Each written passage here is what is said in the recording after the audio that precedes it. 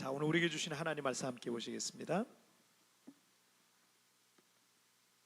자, 오늘 우리에게 주신 하나님 말씀은 로마서 말씀입니다.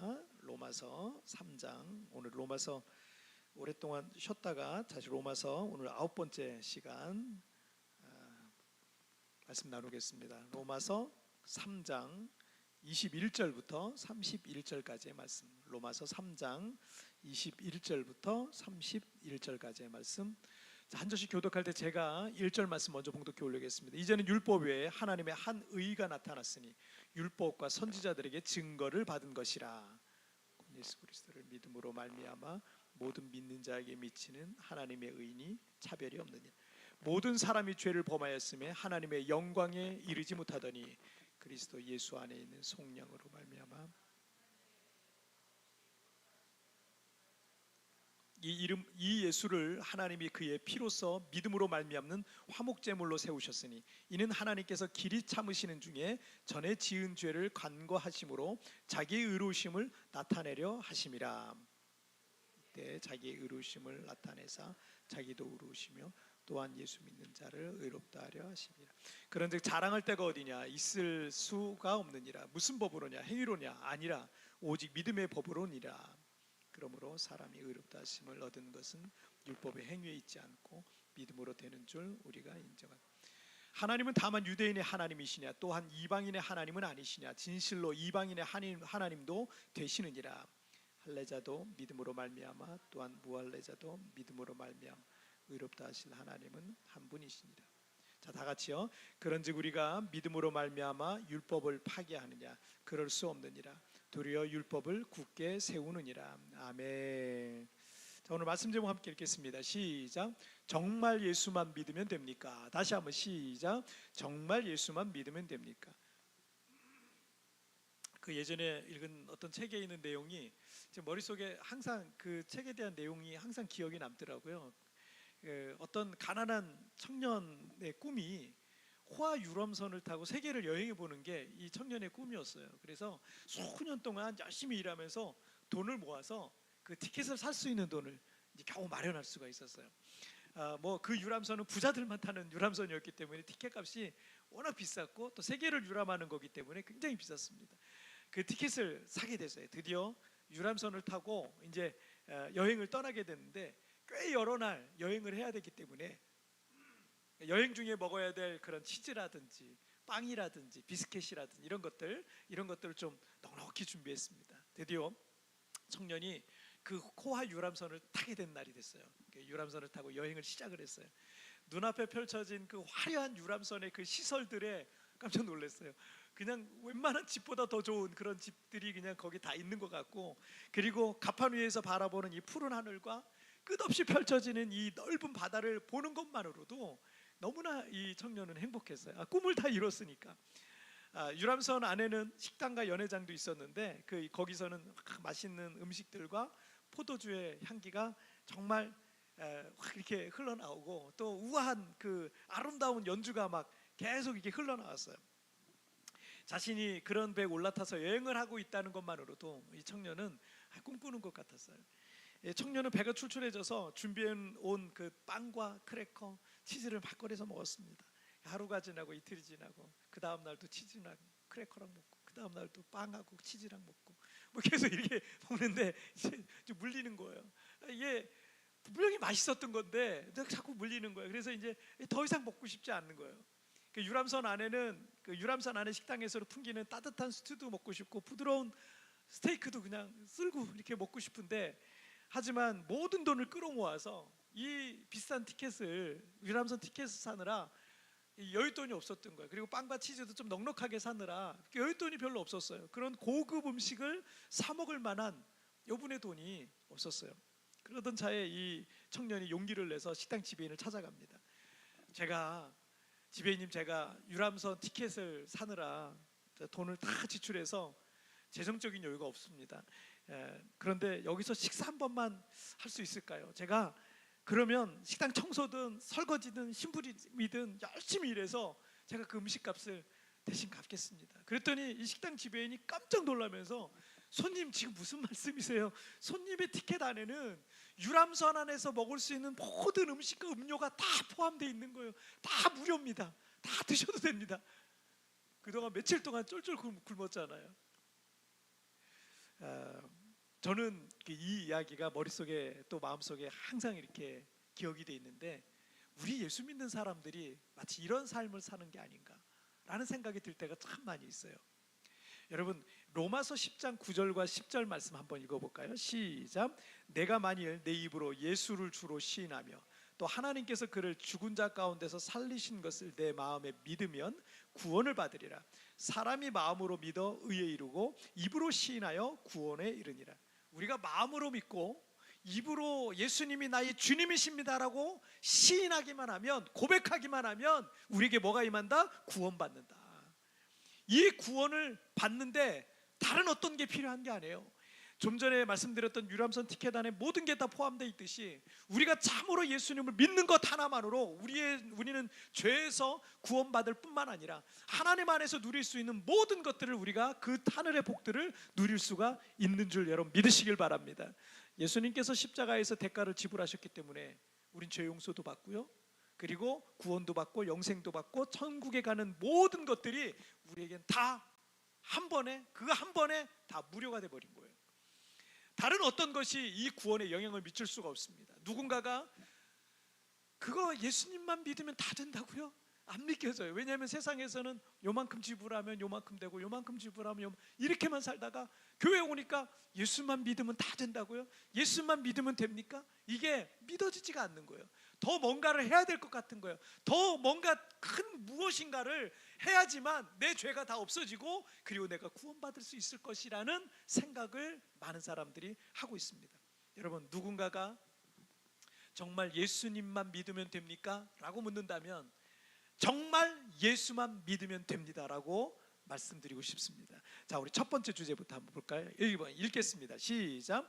복음에는 차별이 없다. 다시 한번 시작. 복음에는 차별이 없다. 자, 어차피 세상은 공평하지 않아요. 그렇죠? 세상은 공평하지 않습니다. 어디를 가든 좀 더 잘난 사람들, 능력 있는 사람들, 또 예쁘고 잘생긴 사람들이 사람들에게 인정받고 환영을 받아요. 세상에서는 외모 차별도 존재하고 능력 차별도 존재하고 인종 차별도 존재하고 신분의 차별도 존재할 수밖에 없는 것이 세상이에요. 그냥 이걸 빨리 인정해 버리는 게 좋아요. 그리고 나는 나의 길을 가는 게 사실은 참 행복합니다. 근데 그거를 인정하지 못하니까 왜 세상 불공평하다고 불평하고 원망하고 이러다가 세상 시간을 낭비하는 경우가 너무 많아요. 세상은 어차피 불공평해요. 불공평한 곳이 세상이란 곳입니다. 하지만 여러분, 복음이 영어로 뭐죠? 복음, 가스펠이라고도 하고 굿뉴스라고도 하잖아요. 복음이 뭐예요? 좋은 소식. 복음이 왜 좋은 소식이냐면 복음에는 어떠한 차별도 없는 거예요. 누구든지 주의 이름을 부르는 자는 구원을 받고 예수님을 마음으로 영접하고 입으로 시인하기만 하면 그가 누구든지 그의 과거가 어떠하든지 그가 어떤 죄이든지 죄인이든지 하나님은 그를 구원하시는 거예요. 차별이 없어요. 1세기 유대인들은 자신들은 하나님의 선택받은 백성이라는 선민의식에 갇혀 있었습니다. 거기에 그 머릿속에 그게 가득했어요. 그리고 그들은 자신들은 하나님의 말씀인 율법을 받았고 하나님의 언약과 구원의 표시인 할례 받은 백성이라는 이것이 늘 자랑스러웠어요. 그래서 구원에 있어서 유대인들은 이방인들을 차별했죠. 너희들과 우리는 달라, 이런 어떤 그런 의식을 갖고 있었습니다. 자, 그러나 여러분, 로마서 3장 9절 말씀 읽겠습니다. 시작. 그러면 어떠하냐? 우리는 나으냐? 결코 아니라. 유대인이나 헬라인이나 다 죄 아래 있다고 우리가 이미 선언하였느니라. 자, 율법이란 것은 죄를 깨닫게 하는 기능이 있을 뿐이지 그 율법을 통해서 구원을 받는 게 아니에요. 여러분, 구약에 있는 모든 말씀들이 그것을 통해서 우리가 구원받는 게 아니에요. 우리에게 구원의 방법과 길로서 하나님께서 우리 인간에게 하나님의 말씀인 율법을 주신 게 아니었어요. 이걸 통해서 내 구원받아라, 이게 아니었어요. 율법을 주신 목적과 기능이 있습니다. 그거 달라요. 율법은 우리의 죄를 깨닫게 하는 거예요. 그러니까 여러분, 10계명 1계명부터 10계명 보세요. 1계명부터 10계명, 내가 1계명부터 10계명 제대로 지키고 있는지 체크해 보면요, 못 지키는 게 대부분이에요. 사실은 그 뭐예요? 율법에 우리가 가까이 가잖아요. 그럼 우리의 죄가 자꾸 드러나는 거예요. 너 이것도 잘못했어, 이것도 잘못했어, 이것도 잘못했어, 이것도 잘못했어, 이렇게 말씀 하시고 있는 겁니다. 여러분, 그래서 율법이라는 것은 죄를 깨닫게 하는 기능이 있을 뿐이다 라는 사실을 여러분 좀 기억했으면 좋겠고요. 만약에 그 율법을 100% 완벽하게 지킨다면 구원 가능하겠죠. 구원 가능해요. 그렇지만 이 세상에 누구도 그 율법을 완벽하게 지킬 수 있는 사람은 없습니다. 때문에 유대인이나 이방인이나 모두 다 범죄했고 다 죄 아래에 있다 라는 말씀이에요. 자, 23절 말씀 보실까요? 시작. 모든 사람이 죄를 범하였음에 하나님의 영광에 이르지 못하더니. 자, 여기서 모든 사람은 유대인과 이방인을 가리켜요. 이 세상에 있는 누구도 예외 없이 모두가 하나님 앞에 범죄했고 결국 자신의 힘으로 구원을 받거나 천국에 갈 수 없다라는 걸 말씀하시는 거예요. 자, 이 사실, 즉 모든 사람들이 어쩔 수 없는 죄인이라는 사실은 유대인이든 이방인이든 세상 모든 사람들이 하나님 앞에 같은 선상에 있어요. 자, 유대인이든 이방인이든 하나님 말씀을 받았던 사람, 율법을 받았던 사람들이든 율법을 전혀 모르는 이방인이든 요 로마서에서 말씀하고 있는 거, 지금 너희들은 지금 같은 선상에 있다. 어떤 선상이에요? 다 죄인이다. 다 똑같이 죄인이다. 똑같이 죄인이라는 것에 차별이 없어요. 똑같은 죄인인 거예요. 자, 21절 말씀을 한번 보실게요. 시작. 이제는 율법 외에 하나님의 한 의가 나타났으니 율법과 선지자들에게 증거를 받은 것이라. 자, 율법이라는 것은 죄를 깨닫게 해주시는 목적과 기능이 있고 그것으로는 우리 인간이 전적으로 타락했다라는 사실을 지각하게 만드는 거죠. 자, 그것으로는 결코 구원에 이를 수 없다라는 겁니다. 자, 인간의 의로움이라 할 수 있는 율법을 지키는 거. 사람들은 내가 이걸 지키고 이걸 지키고 이걸 지키니까 내가 의롭다, 내가 천국 갈 자격이 어느 정도 있다, 이렇게 생각을 한다는 거예요. 자, 여러분, 인간의 의로움이라고 할 수 있는 율법을 지키거나 많은 선행을 한다거나 어떤 금욕적인 삶을 통해서 우리가 하나님의 구원에 이를 수가 없어요. 이를 수가 없어요. 그래서 하나님께서는 율법 외에 하나님의 한 의로움, 하나님의 한 의로움을 마련해 주셨다는 겁니다. 자, 그리고 그것은 오래전부터 구약 성경인 율법과 선지자를 통해서 예언되어 있었다라는 사실을 다시 한번 말씀해 주고 있어요. 자, 22절 말씀을 볼게요. 읽겠습니다. 시작. 곧 예수 그리스도를 믿음으로 말미암아 모든 믿는 자에게 미치는 하나님의 의인이 차별이 없는지라. 자, 우리에겐 하나님께 나아갈 의로움이 없지만 예수 그리스도를 믿음으로 말미암아 주시는 무슨 의가 있다고요? 하나님의 의. 나의 의는 없어요. 나의 의를 가지고는 하나님께 나아갈 수가, 아니 천국에 갈 수가 없어요. 왜냐하면 착한 일을 하는데 몇 개나 해야 돼요. 여러분, 공로를 해야 되는데 어느 정도 공로를 해야 천국에 갈 수 있어요? 그 기준이 없잖아요. 그걸 갈 수가 없는 거예요. 그것 가지고는 안 되는 거예요. 그래서 인간의 의는 없어요. 그런데 대신에 하나님께서 우리에게 하나님의 의라는 것을 주셨다. 하나님의 의는 인종과 신분과 능력과 민족과 나라를 다 초월해서 차별이 없는 거예요. 누구든지 주의 이름을 부르는 자, 누구든지 그 예수 이름을 믿는 자에게 주시는 하나님의 의로움이다라는 것입니다. 자, 24절 말씀 보실게요. 시작. 그리스도 예수 안에 있는 속량으로 말미암아 하나님의 은혜로 값없이 의롭다 하심을 얻은 자 되었느니라. 자, 예수 그리스도께서 우리의 죄를 위한 유월절 속죄양으로서 대신 죄값을 지불하셨어요.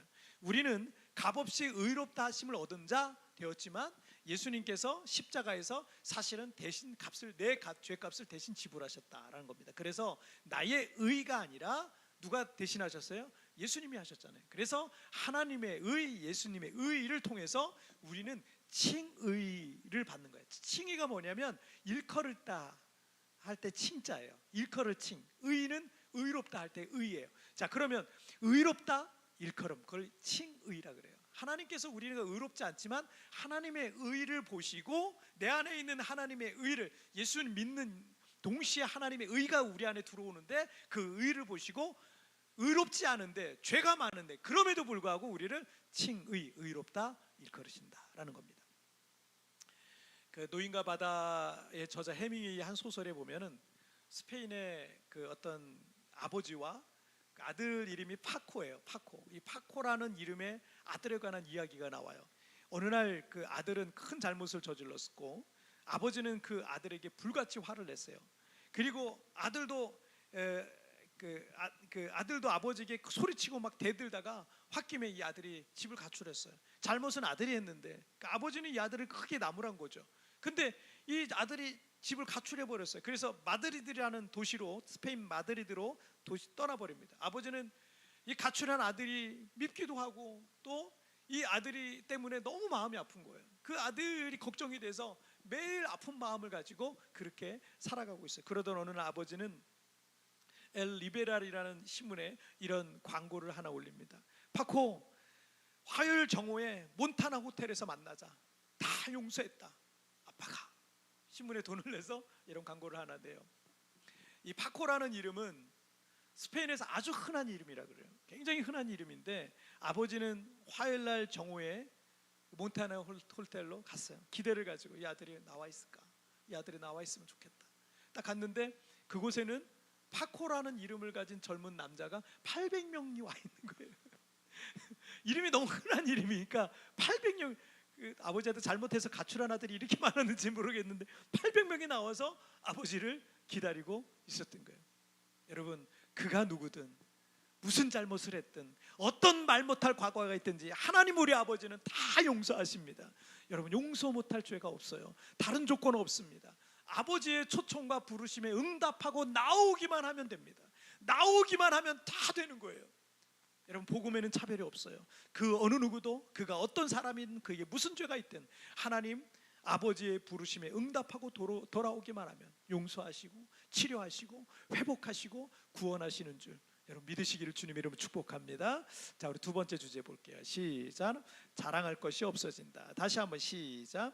자랑할 것이 없어진다. 자, 교회를 안 다니다가 처음 나오게 되면 가장 많이 듣는 단어가 있어요. 가장 많이. 저도 마찬가지죠. 저도 중간에 예수님을 믿은 사람이라 가장 많이 듣는 단어가 뭐예요? 은혜라는 말이에요. 은혜라는. 이거를 교회 밖에서는 잘 안 써요. 그죠? 교회 밖에서 살던 분들이 계시나요? 교회 밖에서는 잘 안 써요. 근데 교회 오면 이 말을, 저는 교회 밖에 있었을 때 예수님을 믿지 않았을 때는 잘 은혜라는 말 자체를 들어본 적이 없었던 것 같아요. 근데 교회에 들어보니까 은혜라는 말이 얼마나 많이 쓰이는지 몰라요. 말씀에 은혜 받았습니다. 뭐 찬양에 은혜 받았습니다. 모든 게 다 하나님의 은혜였습니다. 와 같은 이런 표현들이 우리 믿는 사람들이 교회에서 참 많이 쓰는 그런 단어입니다. 그리고 믿음이 깊어질수록 이 은혜라는 말은 더 많이 써요. 믿음이 깊어지는 사람들은 은혜라는 말을 정말 더 많이 씁니다. 왜냐하면 생각해 보면 하나님의 은혜가 아닌 게 아무것도 없어요. 정말 다 하나님의 은혜인 거예요. 바울 사도는 세 차례에 걸쳐서 전도 여행을 했고 3차 전도 여행의 그 마지막 방문지인 예루살렘에 붙잡혀서 로마로 압송됩니다. 그래서 바울 사도의 3차 전도 여행은 이제 어쩌면 그의 사역의 최전성기와 같았던 그런 시기였습니다. 근데 이때 기록한 성경이 고린도 전후서를 이때 기록했어요. 자, 그런데 고린도전서 15장 10절 말씀을 한번 보겠습니다. 시작.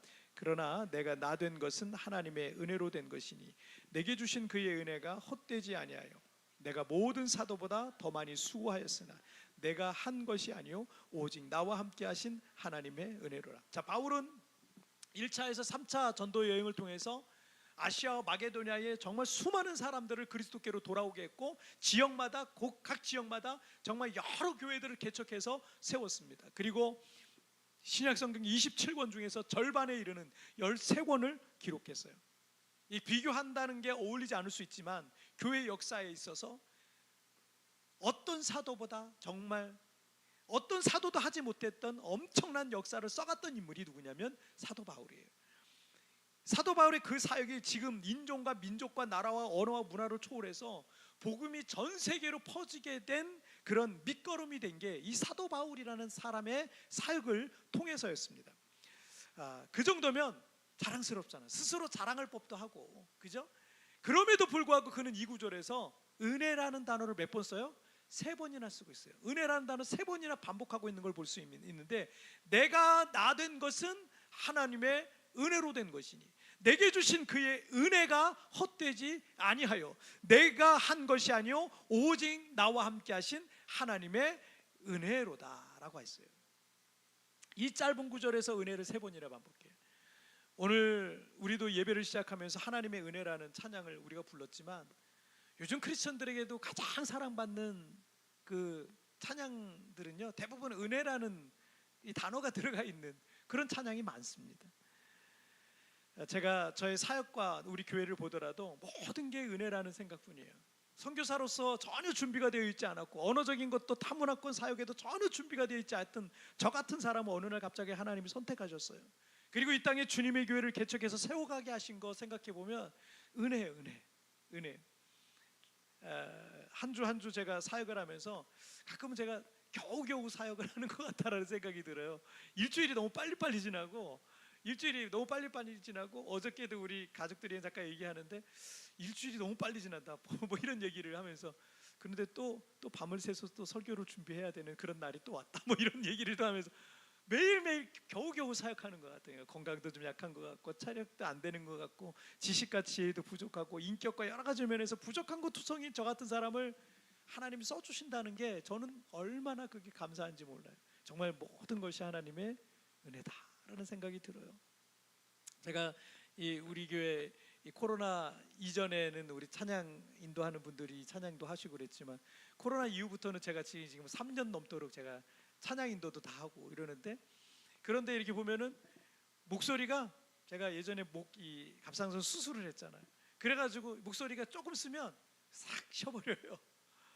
그래가지고 1부 때는 좋아요. 1부 때 괜찮은 거, 이 정도면 괜찮은 거. 2부 때 가면 벌써 이제 쫙 이제 갈라지기 시작하고, 가래가 막 끓고, 담배도 안 피는데 가래가 끓고. 하나님이 이처럼 약한 사람도 써주시는 게 저는 그래도 은혜예요. 은혜. 너무 감사해요. 이렇게 부족한데도 써주시는 게 감사해요. 그런데 우리 교회에 전도되거나 오셔서 신앙생활 하시는 성도님들을 제가 이렇게 지켜보면, 어떻게 저렇게 훌륭한 성도님들이 우리 교회 교인으로서 함께 사역하고 있는지, 자신의 시간과 재능과 재물과 재정과 능력 아낌없이 주님의 교회를 위해서 헌신하고 계신지, 말에 재주도 없고 설교에도 그리 자신 없는 목사의 설교를 듣고 매주 은혜 받는다고 해주시는지, 부족한 이 목사의 말이라면 늘 따라주시려고 그러고 그 말을 하나님의 말씀이라고 생각하면서 순종하려 애쓰시는 이렇게 신실한 성도님들을 목회한다는 게 저에게는 은혜라는 말 외에는 설명할 길이 없어요. 바울 사도의 고백과 같이 내가 한 것이 아니요 오직 나와 함께 하신 하나님의 은혜로다라는 말로 대신할 수 있을 것 같습니다. 바울 사도도 당대 최고의 학문을 했던 사람이고, 유대교의 바리새파 중에 가장 총망받던 청년 리더였어요. 하지만 교회를 핍박하기 위해 가던 다메섹에서 갑자기 눈이 멀어버렸어요. 여러분, 이런 일들이 우리 인생 속에 갑자기 일어납니다. 그때 그동안 자신이 쥐고 있었던, 정말 자신만만했던 것들이 아무것도 아닌 것처럼 깨달아지기 시작했어요. 그리고 예수님을 알아갈수록 그 모든 것이 하나님의 은혜라는 것을 바울 사도는 더 깊이 깨닫게 되었습니다. 여러분, 어느 날 갑자기 바울 사도처럼 앞이 안 보인다면 어떻겠어요? 우리 교인 중에도 그런 분이 한 분 있었어요. 정말 갑자기 앞이 안 보이시는 거예요. 건강에는 자신이 있었는데, 여러분, 어느 날 갑자기 중한 암병 진단을 받는다면 어떨 것 같습니까? 잘 될 줄만 알았던 일들이 어느 날 길이 다 막혀버립니다. 내 힘으로는 아무것도 할 수 없는 상황이라면 어떻겠습니까? 그동안 내가 의지했던 환경과 물질들과 사람들이 다 나를 떠난다면, 나를 버리고 그렇게 다 떠난다면 어떻겠습니까? 하나님 앞에서 그 어느 누구도 자신할 수가 없어요. 우리 교회 성도님들 중에서도 몇 분은 젊을 때 이미 사업적인 부분이 크게 성공해서 30대 때 이미 수십억을 갖고 있었어요. 30대 때 성공해가지고 수십억을 갖고 있었고, 그때 재정의 자유를 얻었다고 생각한 분들이 있었습니다. 평생 일 안 하고 이거 가지고 그냥 쓰면서 살면 되겠구나, 그냥 평생 여행도 다니고 그냥 쉬엄쉬엄 일하면서 인생 즐기면서 살아도 되겠구나, 이런 생각을 하셨었다 그러더라고요. 하지만 제가 우리 성도님들한테 그 간증을 들어보니까, 여러분, 그 수십억이요 눈앞에서 안개처럼 사라지는 데는 얼마 안 걸렸대요. 그런 비슷한 간증들을 갖고 있는 분이 몇 분이 계세요. 여러분, 하나님의 은혜가 없이는 그 어느 것도, 그 어떤 상황도 우리의 인생의 안전지대는 없습니다. 우리의 인생의 진정한 안전지대에서 살고 있다라는 착각입니다. 여러분, 우리의 인생의 안전지대는 사실은 없어요. 여러분, 그 사실을 기억하시길 바랍니다. 로마서 3장 25절 말씀 볼게요. 읽겠습니다. 시작. 이 예수를 하나님이 그의 피로써 믿음으로 말미암는 화목제물로 세우셨으니 이는 하나님께서 길이 참으시는 중에 전에 지은 죄를 간과하심으로 자기의 의로우심을 나타내려 하심이니. 자, 우리가 지난번 로마서 8번째 말씀을 나눌 때 인간의 전적 타락에 관한 말씀을 배웠어요. 자, 오늘 본문 23절에 모든 사람이 죄를 범해 하나님의 영광에 이르지 못한다라는 말씀을 하시고 있는데, 여러분, 나쁜 씨에서 좋은 열매가 절대 맺어질 수가 없어요. 썩어 있는 곳에서 신선한 것이 나올 수가 없습니다. 인간이 전적으로 타락하고 부패했기 때문에 우리 인간은 선을 행할 능력이 없다라는 것이 성경의 정의입니다. 그래서 하나님께서는 우리가 전에 지은 죄에 대해서 길이 참아 주셨습니다. 그리고는 예수 그리스도를 우리의 죄를 위한 속죄 제물로 삼아 주셨다는 것입니다. 자, 27절 말씀 보실까요? 시작. 그런즉 자랑할 때가 어디냐? 있을 수가 없느니라. 무슨 법으로냐? 행위로냐? 아니라 오직 믿음의 법으로니라. 자, 그러니 우리가 자랑할 게 있습니까? 죄가 많아도 너무 많은데, 실수도 너무 많이 하는데, 하나님 앞에 결단했는데 그거 깨트리는 게 얼마나 많습니까? 생각도 악하고 의지도 약하고 인격적인 것도 부족하고, 그렇다고 하나님 앞에 신실하고 충성스럽지 않은 이런 죄인을 사랑해 주시고, 또 예수님을 세상에 보내어 십자가를 지게 해주셨어요. 그리고 그 사실을 믿는 것 하나만을 갖고 우리의 죄를 용서하시고 우리 인생을 치료하시고 우리를 구원하시고 회복하시고 천국 백성 삼아주시는 겁니다. 이 모든 것이 하나님의 은혜이니 자랑할 게 뭐가 있겠습니까? 자랑할 것이 있다면 이 죄인을 사랑해 주시고 오래 참아주시고 이 죄인을 구원해 주신 하나님의 은혜만이 우리의 유일한 자랑일 것입니다. 창세기에 보면 노아의 홍수 역사가 나오죠.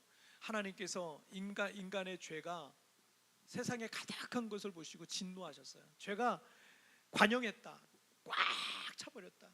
사람들이 생각하는 모든 게 너무 악한 거예요. 세상의 죄가 그렇게 가득할 때 하나님이 진노하셔서 홍수로서 세상을 심판하시고 노아에게는 방주를 만들어서 그 가족들과 동물들이 살아남게 했습니다. 하지만 주님께서는 마음이 아프셨어요. 그리고 살아남은 새로운 인류를 시작해야 할 이 노아와 그 가족들에게 하늘의 무지개를 보여주시는 거예요. 이 세부에도 무지개가 종종 뜨는데 이 하늘의 무지개를 보여주시면서 다시는 내가 물로써 세상을 이렇게 심판하진 않을 것이다 라고 언약을 하십니다. 약속을 하십니다. 여러분, 창세기 9장 16절 말씀을 함께 읽을까요? 시작. 무지개가 구름 사이에 있으리니 내가 보고 나 하나님과 모든 육체를 가진 땅의 모든 생물 사이에 영원한 언약을 기억하리라. 하나님께서 그 무지개를 통해서 그것을 기억하시겠다는 거예요. 그런데 여러분, 무지개는 말에 히브리어가 있어요. 퀘세트라는 단어예요. 퀘세트라는 단어를 쓰고 있는데 무지개라는 뜻도 있지만 활이란 뜻을 갖고 있어요. 활 아시죠? 화살 쏘는 활이란 뜻을 갖고 있어요. 이 단어는 성경에서 한 76번 정도 수십 번에 걸쳐서 쓰고 있는데 모두 다 활이라는 뜻으로 쓰여졌어요. 그런데 이 무지개라는 의미는 창세기 9장에서만 이 퀘세트라는 단어를 창세기 9장에서만 그 무지개라는 뜻으로 쓰고 있고 나머지는 다 활이에요. 그래서 보통 쓰는 의미는 활이라는 뜻입니다. 그런데 히브리어 이 퀘세트는 알록달록 예쁜 무지개 모습을 하고 있지만 형상은 어떤 모습이에요? 활의 모습인 거예요. 자, 활의 모습. 하지만 특이한 게 하나 있어요. 이 특이한 것은 이 활의 방향이 땅으로 향한 게 아니라 하늘로 향해 있다는 거예요. 하늘로 쏘도록 되어 있다는 거예요. 홍수 심판은 하나님께서 심판의 화살을 땅으로 향하게 하셨다면 이제 하나님께서 그 심판의 화살을 하늘에 있는 자신에게 향하게 하시겠다라는 의미예요. 하나님께서 공의로우시기 때문에 반드시 우리의 죄를 벌하셔야만 하는데 전적으로 타락했고 부패했으며 선을 행하는 데 있어 전적으로 무능한 우리를 위해서 예수님께서 대신 벌을 받으신 거예요. 대신 벌받게 하셨던 거예요. 예수님께서 우리를 대신해서 친히 심판의 화살을 맞으신 겁니다. 이게 바로 복음이에요. 노아 홍수 때 약속하셨던 복음입니다. 그러니 우리가 자랑할 게 뭐가 있겠습니까? 우린 하나님 앞에 범죄한 것 외에 한 게 없어요. 다만 슬픈 마음 있는 자, 몸과 영혼 병든 자, 누구든지 예수의 이름을 부르고 그 이름을 믿는 자에게 구원을 주시는 하나님이 하신 것입니다. 하늘을 향해 활을 돌리고 대신 심판의 화살을 맞으셨습니다. 그래서 여러분, 오늘 말씀 제목처럼 우린 정말 예수만 믿으면 구원을 받는다라는 것입니다. 할렐루야. 자, 오늘 말씀 제목, 말씀 주제들 한번 정리해 볼게요. 오늘 두 가지 말씀 나눴어요. 읽겠습니다. 시작. 복음에는 차별이 없다. 자랑할 것이 없어진다. 다시 한번 시작. 복음에는 차별이 없다. 자랑할 것이 없어진다. 아멘. 여러분, 그렇습니다. 누구든지 어떤 죄를 지었건, 과거에 어떤 실수를 했건, 내가 어떤 사람이건, 어떤 영적이고 어떤 정신적이고 어떤 마음의 병이 있든지, 누구든지 주님의 이름을 부르는 자, 주님의 이름을 믿는 자에게는 주님은 다 주세요. 너그러운 아버지세요. 다 주세요. 다 용서해 주세요. 여러분, 우리는 자랑할 게 없어요. 오직 주님만 자랑하게 됩니다. 함께 우리 찬양 같이 드릴게요.